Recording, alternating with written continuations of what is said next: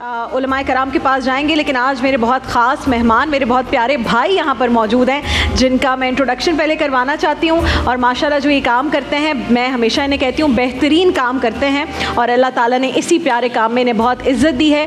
पाकिस्तान के मुल्क के बहुत ही मायनास कैलीग्राफर हैं और ये इस्लामिक कैलीग्राफी करते हैं माशाल्लाह। और मैं इससे बड़ी इनको क्या बताऊँ कि इनके लिए इससे बड़ा क्या ही एजाज़ होगा कि इमाम हुसैन के रोज़े पर इनका काम लगा हुआ है, जो कैलीग्राफी इन्होंने की है माशाल्लाह माशाल्लाह। और कौमी असम्बली में भी नुमाइश हुई, तमाम OIC ममालिक के जो सफ़ीर हैं वो आए थे, उन्होंने इनके काम को पसंद भी किया, सराहा भी। अस्सलामुअलैकुम वासिल शाहिद साहब, कैसे हैं आप? वालेकुम अस्सलाम। मेरे पुराने चैनल के साथी माशाल्लाह माशाल्लाह। एहसन और जुगन को आपने मेरा वालेकुम अस्सलाम वरहमतुल्लाह कहना है। अब बताइए आज क्या लिख रहे हैं और अपने काम के बारे में मुख्तसरन। जी, जैसे आज यौम बदर है तो जैसे हक़ व बातिल में फ़र्क वाज़ह हो गया था, और वो फ़र्क ये है कि ईमान रखने वाले और ईमान ना रखने वालों में, तो हम उसी निस्बत से हुवल्लाहु, यानी कि अल्लाह पर ईमान रखने वाले जो है वो फाते हैं, और जो ईमान नहीं रखते हैं तो वो दुनिया में भी आखिरत में भी नाकाम है। तो हम और वासिल भाई बताइएगा, काम आप ये गोल्ड के जो है ना फॉइल से करते हैं पूरा जी, काम? ये सोने का वर्क है। पहले गम में गई थी और गम के साथ थोड़ा सा ड्राई होने के बाद अब इसके ऊपर पेस्टिंग है, फिर उसके बाद ये हमारे पास एक पेन टाइप कटर होता है,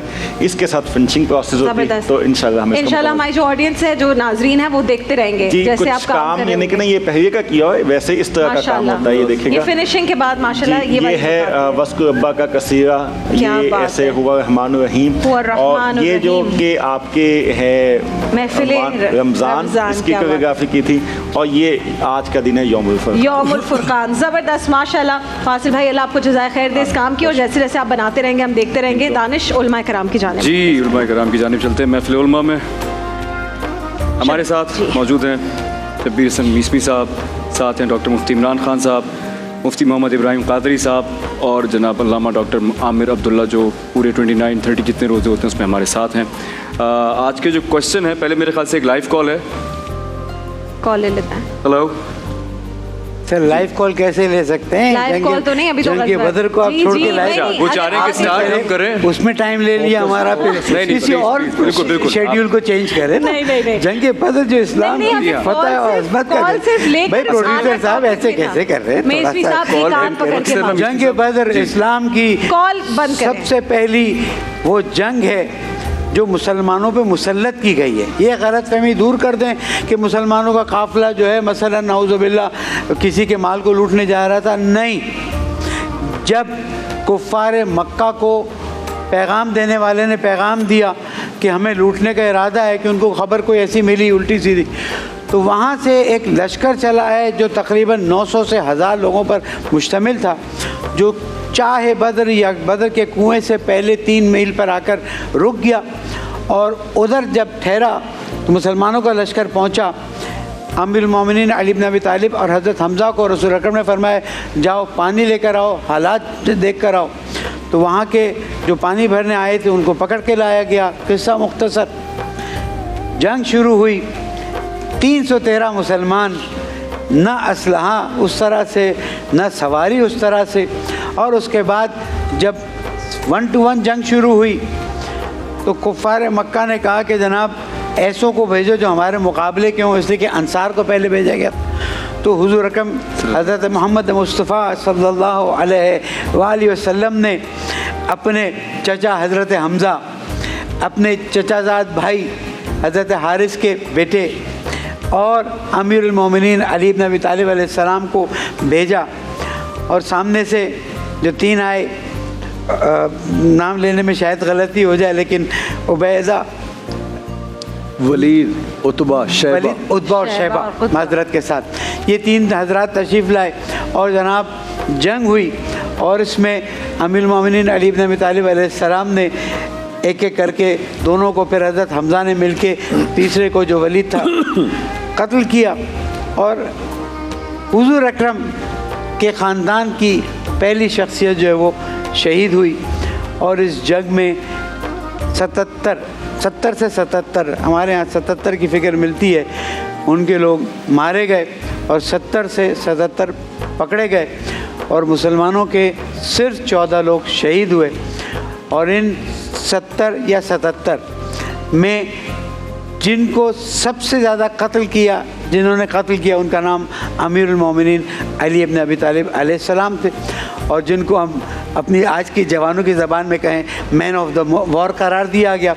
और यहाँ से कुफ़ार मक्का, क्योंकि अबू जहल यहाँ पर वासिल जहन्नम हुआ, कुछ और लोग भी वासिल जहन्नम हुए, उस पर ज़्यादा डिस्कशन नहीं करनी, लेकिन ये बताना है मोमिन हो तो बेतेग भी लड़ता है सिपाही। आज अफसोस के साथ ऐलान करता हूँ कि इसराइल ने फिर गज़ा पर हमला किया, और इस वक्त जब मैं गाड़ी से उतरा हूँ तो 404 मुसलमान जाने गई हैं। कहाँ हैं हमारे बेगैरत वो लोग कि जो इतनी बड़ी बड़ी बातें 1.5 साल से सुन रहे हैं, 50,000 से ज़्यादा शहीद हुए हैं, लेकिन कोई आवाज़ उठाने के लिए नहीं है। अब जिन पर वो हमले हो रहे हैं उनके रोज़े क्या हुए, उनके घरों का क्या हुआ। मैं आज जंग बदर के दिन पूरी उम्मत मुस्लिमा से कहता हूँ, तलवार उठाओ, जाओ इन फ़लस्तीनी की मदद करो, नहीं कर सकते हो तो कम से कम आवाज़ उठा लो। आवाज़ उठाना भी हमारा फ़र्ज़ है, और उम्मीद है इंशाअल्लाह कि इसी आवाज़ के साथ इस प्यारे मुल्क में जो टेररिज्म की लहर दौड़ी है, ताकि मेरा प्यारा मुल्क कमज़ोर हो, इसके मुकाबले में हम सब पाकिस्तानी एक हो जाएं और मुत्तहिद होकर इनके ख़िलाफ़ आवाज़ उठाएं। मैंने जसारत की इसलिए तमाम उलमा से मिस्वी साहब बेहतरीन। और आज हमने अपने प्रोग्राम का जो आगाज़ किया इंट्रोडक्शन और फिर बाद में भी सेगमेंट्स है, इसी का कंपैरिजन किया कि उस वक्त वो 313 थे, साजो सामान नहीं था, आज 57 ममालिक हैं, और इतनी बड़ी तादाद में मुस्लिम उम्मा दिल में सोच भी रही है, रो भी रही है, तड़प भी रही है, लेकिन कुछ हो नहीं पा रहा। और अच्छा है कि इस प्लेटफॉर्म से एक बार फिर मेसमी साहब ने भी इसको दोहरा दिया। बहुत तक में 404 जी बिल्कुल ऐसा ही है। और वो सीज़ फायर की खिलाफ वर्जी की उन्होंने, क्योंकि सीज़ फायर तो अनाउंस हो गया था। इमरान खान साहब आपके पास आएंगे, जो उस वक्त के वाक़यात थे, ज़ाहिर है वो जितनी बार दोहराएं उतनी बार ईमान ताज़ा होता है। बिस्मिल्लाहिर्रहमानिर्रहीम। मैं मुख्तसर वक्त में सिर्फ 2-3 बातें अर्ज़ करूँगा।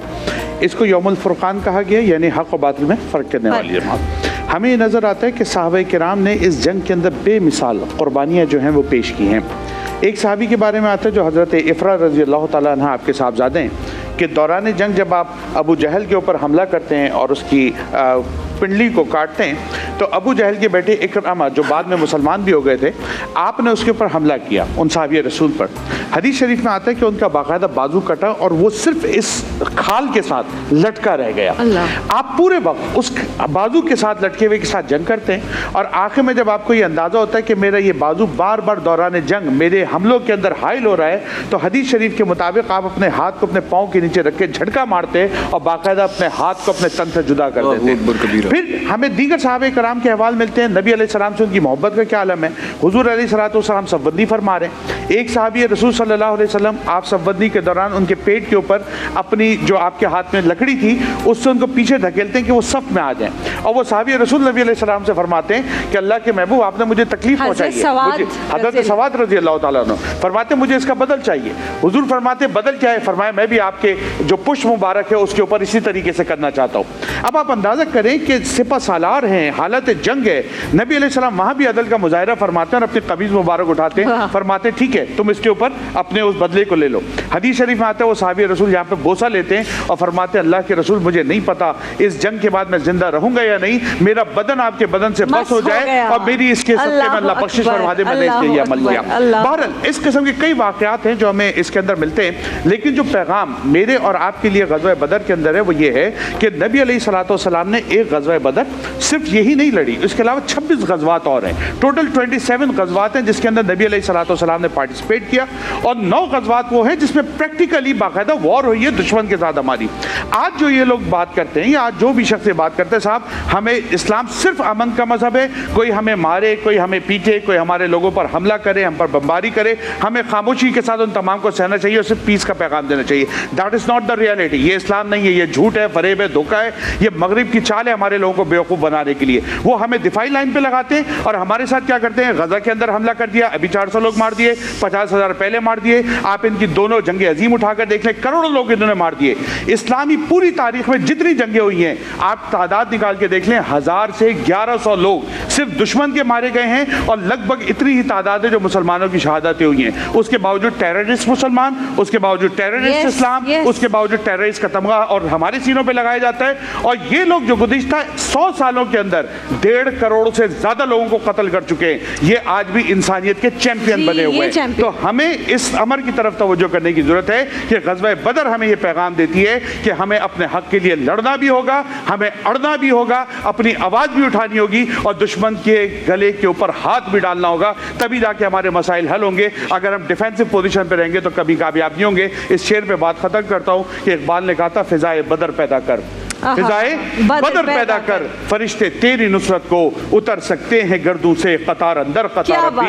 अगर आज भी मैं और आप ईमान की उसी कैफियत के साथ मैदान अमल में उतरेंगे, इंशाअल्लाह अल्लाह के मलाइका का भी नुज़ूल होगा और अल्लाह रब्बुल इज्जत हमें फतह और नुसरत से इंशाअल्लाह। इंशाअल्लाह जितनी जज्बाती गुफ्तगू आपने की है, ये वक्त ज़रूरत है। इमरान खान साहब बहुत बहुत शुक्रिया, आपने जो जो अल्फाज इस्तेमाल किए बहुत ज़रूरी था। मुफ्ती साहब आपके पास आएंगे। बिस्मिल्लाहिर्रहमानिर्रहीम।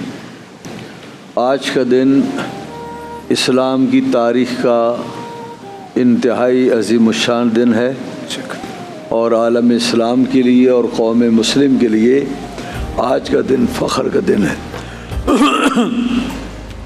जंग बदर इस्लाम की सबसे पहली बाकायदा जंग है जो एक नतीजे पर पहुंची और इसका नतीजा ये निकला कि रेगिस्तान अरब की कौम मुसलमान दुनिया के नक्शे पर एक अज़ीमुश्शान कौम की हैसियत से उभरी और लोगों ने उनके वजूद को तस्लीम किया। ये लोग रूए ज़मीन के सबसे बेहतरीन लोग थे जिनकी जानिसारी और बेलोस कुर्बानियों के नतीजे में अल्लाह रब्बुल इज़्ज़त ने इस्लाम को सरबलंदी अता फरमाई। कुरान करीम ने आज के दिन को यौमुल फुरक़ान से ताबीर किया है, हक़ और बातिल के दरमियान तमीज़ का दिन। इसके साथ साथ इस बात पर भी तवज्जो होनी चाहिए कि ये वो जंग है कि जिसमें सबसे पहले दुनिया की तारीख़ में सबसे पहले मुसलमानों के लिए गनीमतों को हलाल करार दिया गया। इससे पहले जो कौमें थीं उनमें जिहाद फ़र्ज़ नहीं होता था माँ सिवाय चंद एक के, और जिन जिन पर जिहाद फ़र्ज़ था तो दुश्मन का जो माल हासिल होता जिसे गनीमत कहते हैं उसका इस्तेमाल मुजाहिदीन के लिए हलाल नहीं था। लेकिन अल्लाह ने इस उम्मत पर और उसके महबूब पर यह रहमत फरमाई कि इस उम्मत पर जिहाद को फ़र्ज़ किया और दुश्मनों का इस जंग में हासिल होने वाले माल को गनाइम से ताबीर फरमाया और इस उम्मत के लिए हलाल करार दिया। तो ये वो पहली जंग है कि जिसमें गनीमतें हलाल हुए। इसके अलावा हमारे मुहद्दिसीन ने, दीन के आइम्मा ने ये लिखा है कि असहाबे बद्र और मुजाहिदीन बद्र वो मुबारक जमात है जिनकी ज़वात कुदसिया, जिनकी ज़ातों का तक़द्दुस तो हम समझ ही नहीं सकते, उनके नामों को अल्लाह ने ये तक़द्दुस अता फ़रमाया कि इस बात पर तजर्बा शाहिद है कि अगर असहाबे बद्र 313 का नाम लेकर अल्लाह की बारगाह में किसी भी मुश्किल के हल के लिए बतौर वसीला इनका नाम पेश किया जाए तो तजर्बा है मुश्किलें हल होती नज़र आती हैं। बहुत बड़ा वजीफ़ा है, बिल्कुल है। और आज के इस वक्त जो पाकिस्तान जिन हालात से गुज़र रहा है और पाकिस्तान को जिन मसाइल का सामना है और जिन दुगरगू मसाइल से हमारा मुल्क दो चार है और हमारा बैरूनी और अंदरूनी दुश्मन जो हमारे मुल्क को हदफ पे रखे हुए है, आज मौका है। और गज़ा के हवाले से, फ़लस्तीन के हवाले से आज अगर हम 313 उन मुबारक अस्मा को पढ़ें और अल्लाह की बारगाह में 2 रकअत सजदा भी अदा करें और फिर असहाबे बद्र के वसीले से पाकिस्तान के इस्तेकाम के लिए और अहले गज़ा की जो मासूम हैं उनकी जानों के लिए, उनकी हयात के लिए अगर हम अल्लाह ताला से दुआ करें तो उम्मीद है हमारी दुआएं कबूल होंगी। इसके अलावा असहाबे बद्र ये वो पहली हस्तियां हैं जिन्होंने इस्लाम के शजर की आबियारी अपने खून से की। उन्होंने बुनियादें कायम की। इमारत जितनी ऊपर चली जाए इमारत बेस, लेकिन जो बेस है वो कायम करने वाले लोग खिराज तहसीन के लायक होते हैं। तो जब अहले बदर ने बेस होती है उतनी मजबूत इमारत होती है। तो जब असहाबे बद्र जंग से फारिग हुए तो अल्लाह की रहमत ने ऐलान किया, इन्नल्लाह क़द इत्तला अहले बद्र वक़ाल इअमलू मा शिअ्तुम क़द गफ़रतु लकुम। अल्लाह की रहमत नमूदार हुई अहले बद्र पर और फरमाने लगी, मैं तुमसे राज़ी हूँ, आज के बाद जो चाहो करो, हमने तुम्हारे गुनाहों को पहले से माफ़ फरमा दिया। तो इसके माना ये नहीं है कि आप जो चाहो करो, उसकी सनद मिल गई। अल्लाह और उसके रसूल जब इस किस्म के जुमले इरशाद फरमाते हैं तो इसके माना ये हैं कि अल्लाह ने इन्हें अपनी इस्मत में ले लिया और अल्लाह ने इन्हें अपनी हिफाजत में ले लिया। इनसे गुनाहों का सुदूर नहीं होगा लेकिन अगर हो गया तो अल्लाह रब्बुल इज़्ज़त की रहमत से उनके गुनाह माफ़ होंगे। क्या बात। कुरान करीम ने इसकी तायीद की और कुरान करीम ने बताया असहाबे बदर कौन हैं। ये वो हस्तियाँ हैं, अगर वो न होती तो आज जाने हम किस हाल में होते, हमें कलमा भी नसीब होता या ना होता। आज इस वक्त हमारे ठाठ बाट, हमारी शानदार ज़िंदगी, हमारा मुल्क पाकिस्तान, ये सारा के सारा सदका उन असहाबे बद्र की कुर्बानियों का। अल्लाह रब्बुल इज़्ज़त ने उनकी कुर्बानियों को खिराज तहसीन पेश फरमाया और अल्लाह रब्बुल इज़्ज़त इरशाद फरमाता है, वल्लदीना आमनू वहाजरू वजाहदू फी सबीलिल्लाह वल्लदीना आव व नसरू उलाइका हुमुल मोमिनूना हक्का लहुम मग़फ़िरतुम व रिज़्क़ुन करीम। फरमाया वो लोग कि जो ईमान लाए और उन्होंने हिजरत की और फिर उन्होंने अल्लाह की राह में जिहाद किया, और वो लोग कि जिन्होंने इन्हें पनाह दी, अंसार और पहले महाजरीन। अल्लाह फरमाता है सुनो, उलाइका हुमुल मोमिनूना हक्का, ये अल्लाह रब्बुल इज़्ज़त गवाही दे रहा है। फरमाया ये सच्चे पक्के मोमिन हैं। क्या बात है, क्या बात है। और लहुम मग़फ़िरतुम व रिज़्क़ुन करीम, उनके लिए हमारी मग़फ़िरत का ऐलान और इज़्ज़त वाले रिज़्क़ का ऐलान। ये अल्लाह ने। आमिर साहब आप अपना जो भी पॉइंट रखना चाहें बोले कि एक और पहलू है, मैं चाहती हूँ इसमें डिस्कस हो जाए ब्रेक से पहले। 2 हिजरी में ही ज़ाहिर है रमज़ानुल मुबारक रोज़े हम पर फ़र्ज़ हुए और फिर 2 हिजरी में ही तो ये पहली जंग रोज़े में हुई ना, तो इस पहलू के हवाले से भी बात कीजिएगा। बिस्मिल्लाहिर्रहमानिर्रहीम। आपने बिल्कुल दुरुस्त फरमाया और मैं ये सोच रहा था कि आज हमारे यहाँ रोज़ों का क्या अहतमाम है और सहर व अफ्तार की क्या रौनकें हैं। लेकिन जिस वक्त ये रोज़े फ़र्ज़ हुए, हज़रात सहाबा कराम ने अल्लाह रब्बुल आलमीन के कलमे के एला और उसकी बुलंदी के लिए सरकार दो आलम सल्लम के इशारे अबरू पर अपने घर को, कारोबार को, आल को, औलाद को, सब कुछ छोड़ना गवारा किया और इस हाल में निकले कि एक खजूर खा के रोज़ा रखा है और बदर का मैदान कारदार सजा रहे हैं। और कैफियत ये है कि जो महाजरीन हैं उनकी ख़ास तौर पर यह आजमाइश थी कि जो लड़ने के लिए आ रहे थे उनमें किसी का कोई बाप था काफिर की सूरत में, किसी का बेटा था, किसी का भाई था, किसी का बहनोई था, किसी का हमजुल्फ था। और अंसार के लिए भी एक बहुत बड़ी दुश्वारी थी कि अब तक तो आपस में ही कश्तो गिरबा रहा करते थे, लेकिन अब एक बाकायदा फ़ौज से लड़ रहे थे और इनसे टकराव इस बात की अलामत था कि अब इन्होंने सरज़मीन अरब को चैलेंज दे दिया है। लेकिन नबी करीम सल्लल्लाहु अलैहि वसल्लम पर ईमान इतना मजबूत था उनका कि उन्हें मालूम था कि रात को आका अलैहिस्सलाम ने जो इशारा करके फरमाया था ना कि इस जगह अतबा गिरेगा, इस जगह अबू जहल गिरेगा, इस जगह शैबा गिरेगा, इस जगह वलीद का लाशा तड़पेगा। सुबह को सहाबा कराम ने बाकायदा उन जगहों पर जाकर देखा, वो बाएं नहीं वही मकामात थे जहाँ हुजूर ने इशारा करके इरशाद फरमाया था। और फिर नबी करीम सल्लल्लाहु अलैहि वसल्लम उस रात सोए नहीं थे। वो रात आपने इस तरह संगलाख पहाड़ी पर संगरेज़ों पर सजदा करते हुए गुजारी थी और रो रो के रब ताला को पुकारा था कि परवरदिगार, मैंने अपनी हयाती भर की कमाई तेरी बारगाह में लाके पेश कर दी है।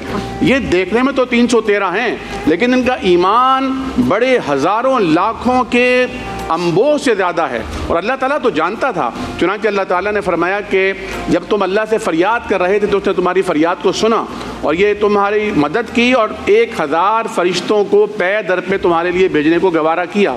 अब अल्लाह सुब्हानहू व तआला ने हज़रत नबी करीम सल्लल्लाहु अलैहि वसल्लम का इस तरह बिलकना रोना कि अल्लाह अगर आज ये लोग यहाँ मारे गए ना तो क़यामत तक फिर कायनात में तेरा नाम लेने वाला कोई नहीं होगा। आपकी कमली उतर गई, इस तरह आप खिसक रहे थे, बिलक रहे थे और इस तरह आप पे गिरिया तारी था कि अबू बकर सिद्दीक रज़ी अल्लाह तआला ने आके आपको चादर उड़ाई। क्या बात है, क्या बात है। और वो मंजर जिस तरह पेश किया, मैं बस 3 नुकात मज़ीद पेश करना चाहूँगा।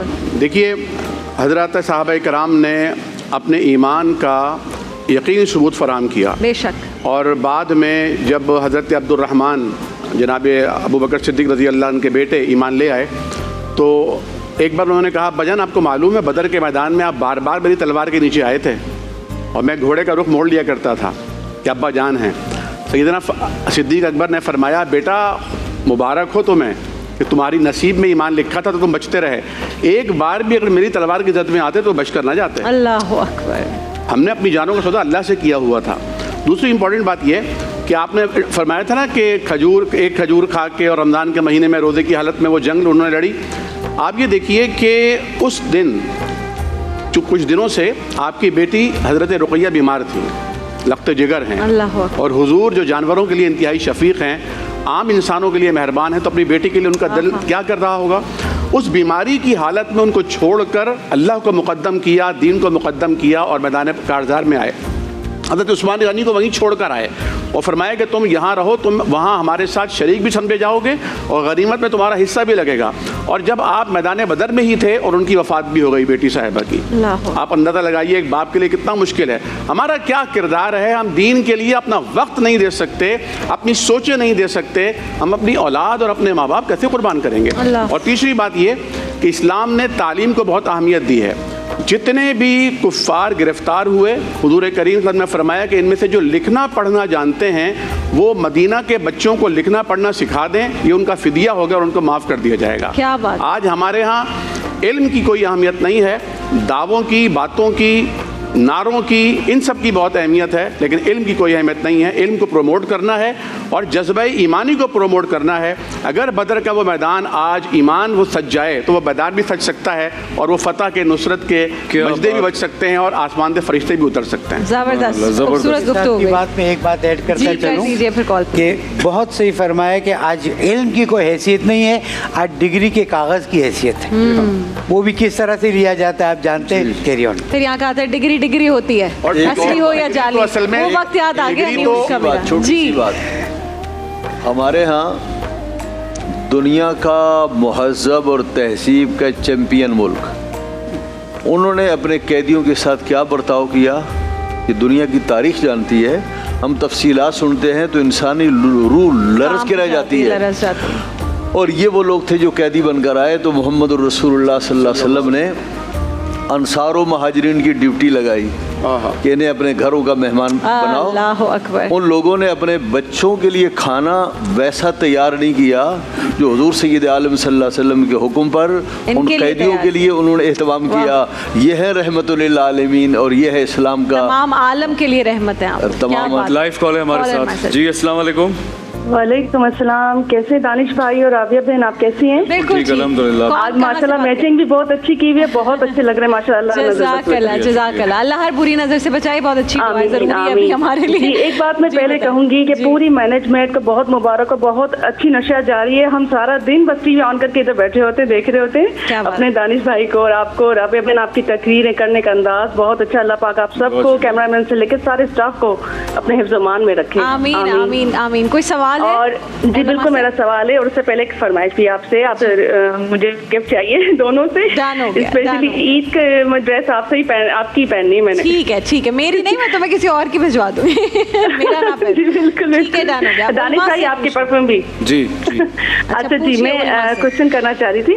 मेरा क्वेश्चन ये था कि असल में ये जो रमजान की रातें चल रही हैं, इसमें बच्चे अक्सर रोजा रख के सुबह के सहरी के टाइम या बाद में लूडो खेलते हैं। लूडो गेम चाहे रमजान उसके बाद भी खेलना सही है घरों में या नहीं? उसमें शर्तें नहीं लगा रहे, लेकिन फिर भी वो खेलना जायज है कि नहीं? बिना किसी शर्त के खेलना जायज है नहीं, सवाल ये है। लूडो की गेम शर्त या बगैर शर्त के? मेसी साहब आपसे शुरू करेंगे। इसमें अर्ज करता चलूँ कि हर वो गेम जिसमें पैसा इन्वॉल्व ना हो, अच्छा, सिवाय ताश के, इस तरह की गेम में कोई हर्ज नहीं है। अगर पैसा फेंकना मसला नहीं है, कोई ऐसा फ़िक़्ह जाफ़री के लिहाज से इसमें कोई हर्ज नहीं है, लेकिन अगर पैसा या शर्त लगी है इनाम की कोई, तो ये हराम होगा, जायज़ नहीं। हमारे यहाँ भी इसमें यही है कि इसको आप मकरू कहेंगे कि गैर मुनासिब अमल है, बच्चों को समझाना चाहिए कि ना करें, लेकिन ये से कहीं भी अच्छे फिल्में देखें, टीवी देखें, ड्रामा देखें, अपना वक्त ज़ाया करें। इससे बेहतर है मोहब्बत प्यार से घर की हुदूद में बैठे हुए फैमिली के साथ वक्त गुजार लें, तो गुजारा जा सकता है, लेकिन वक्त के साथ उनकी तरबियत करनी चाहिए। बहुत सारे लोग इंक्लूडिंग मी, मैं एक ज़माने के अंदर क्रिकेट खेला करता था शहरी में, अब तो मुझे मौका नहीं मिलता, तो क्रिकेट खेलना तो रात में हेल्दी है। जी बिल्कुल। देखें, वैसे तो रमज़ान शरीफ की रातें बड़ी कीमती रातें हैं, इसका हर लम्हा बड़ा कीमती है, चाहिए, इसको ज़ाया नहीं करना चाहिए। लेकिन मैं फिर कहूँगा कि कम से कम एक पॉजिटिव हेल्दी एक्टिविटी तो है ना, तो उसको करना चाहिए बनिस्बत इसके कि उन वक्तों को बिल्कुल उन लग़वियात में लगाया जाए जो कतई तौर पर शरीयत में हराम करार भी पूरी करें, हेल्थ का भी ख्याल। मैं खुद सैटरडे नाइट एक मैच के उसमें गया हुआ था, उनको सपोर्ट की, उनको शाबाशी दी। ये बच्चों को नशे से गंदी आदत दूर रखता है, स्पोर्ट्स है इसलिए, और इसकी तशवीक होनी चाहिए। ग्रीन चैनल भी तशवीक करे। डॉक्टर साहब ये वो उन्होंने कहा लूडो खास तौर पर ना रमज़ान में वो कहते हैं टाइम पास नहीं होता, क्योंकि फिर बाकी बहुत सारी खराफात से तो आप बचे हुए होते हैं, तो और वैसे भी अमूमन लूडो या कोई और इस तरह की बोर्ड गेम्स। असल में आम तौर पर माँ बाप की ये ख्वाहिश होती है कि हमारे बच्चे फरिश्ते बन जाएं, वलीउल्लाह बन जाएं। ख्वाहिश बहुत अच्छी है, लेकिन अमलन ऐसा मुमकिन नहीं है।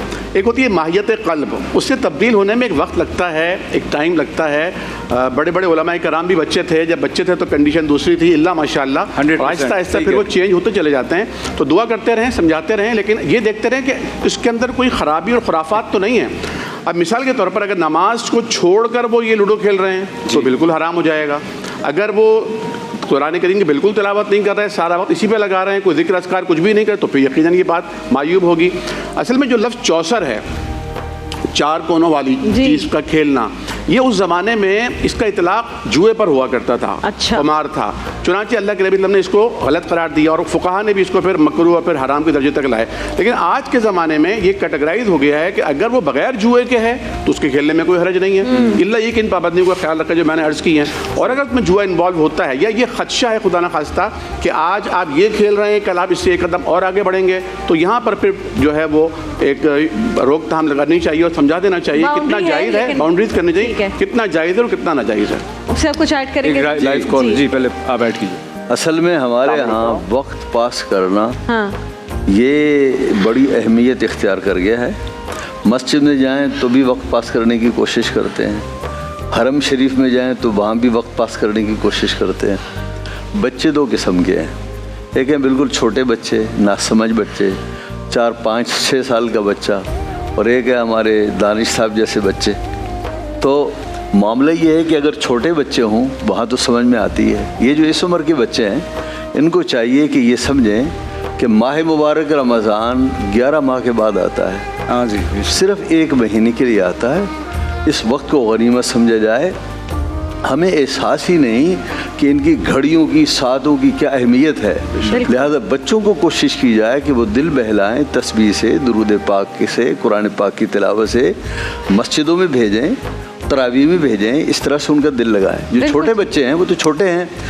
हदीस में आता है, बुखारी शरीफ में आता है कि साहबे किराम अलैहिम रिज़वान फरमाते हैं कि जब हम छोटे थे तो और भूख लगती थी तो हमारे वालिदैन तवज्जो हटाने के लिए हमें ऊन की बनी हुई जो गेंदें हैं, बॉल हैं, तो कब वो दे देते थे, हम उसमें लग जाते थे और इसमें इफ्तार हो जाता था। बच्चों का ध्यान बटाना तो बहुत आसान है, आपको ध्यान देना पड़ता है। यहाँ एक अच्छी सजेशन देता चलो उलमा के हुजूर में, फेसबुक और यूट्यूब पे बाज़ मरतबा क्लिप्स आती हैं जो कायनात के बारे में बता रही होती है, जो मछलियों के बारे में बता रही होती है, वो दिखाएं बच्चों को शौक, और ये बताएं कि देखो हमारा अल्लाह कितना अजीम है, कायनात का मालिक है।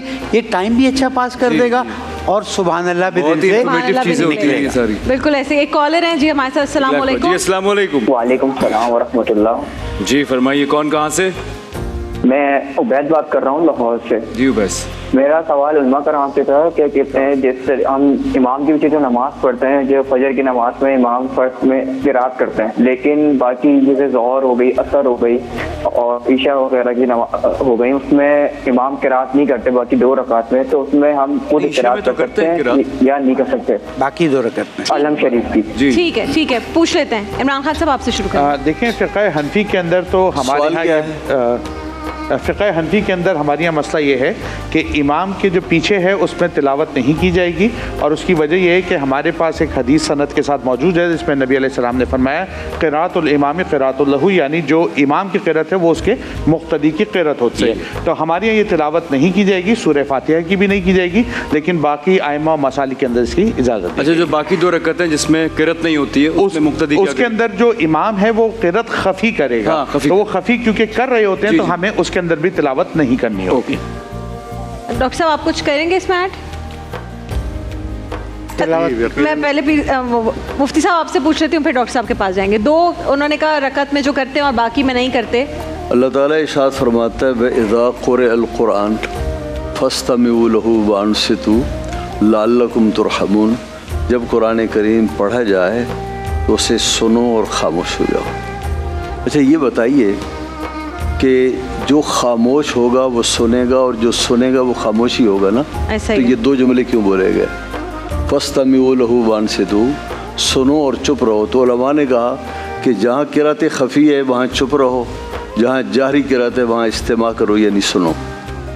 मौलाना ने अभी आपके सामने सही हदीस पेश की कि नबी पाक सल्लल्लाहु अलैहि वसल्लम ने इरशाद फरमाया मन कान लहू इमाम फ़क़िरातुल इमाम लहू क़िरा, कि जिसका इमाम हो तो उसकी किरात इमाम की किरात है।